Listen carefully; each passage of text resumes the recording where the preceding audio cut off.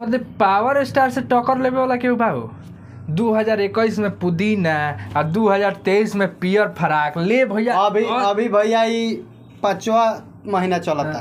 अभी पूरा लगन बाकी बा। अभी पूरा लगन बाकी बा। ताला इतिहास रचा गइल है 80 मिलियन 4 दिन में 5 दिन में 80 मिलियन व्यूज आ गइल बा ओवरऑल यूट्यूब पर मिला के पियर फराक वाली के। पियर फराक वाली भैया इतिहास रच दिया है।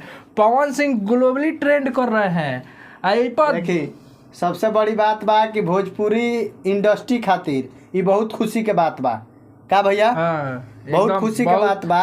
मान के चली विश्व लेवल पर विश्व लेवल पर माने भोजपुरी इंडस्ट्री के कलाकार क्या बात है ट्रेंड कर रहे हैं।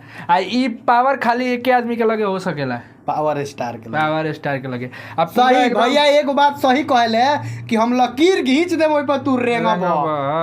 वाह भैया दिल जीत ल वाह। अब पहला ब्रांड पवन सिंह ही है। ए बेरा कहीं लगन में जाके देख ली भैया खाली पियर फराक जहाँ देखी तहाँ पियर फराक ही बाजता। ठीक बा। यही से पियर फराक जौन बानू ये 2023 में पूरा इतिहास रच के 80 मिलियन ओवर ऑल यूट्यूब पे व्यू आ ग्लोबली ट्रेंड आ एगो और इतिहास जनता निका एगो और नया लकीर रील पर 2 मिलियन रील बन गइल बा पियर फराक वाली के। तेई पर इतना विवाद में उ इतना जगह पर पहुंच गइल गाना एकरा के कम बुझता है। चुनमुनिया का विवाद, दुकाना मुनिया का विवाद, धुरंधर भैया का विवाद और ओकरा बाद पावर स्टार के गाना पियर फराक वाली एगो इतिहास रच दिया।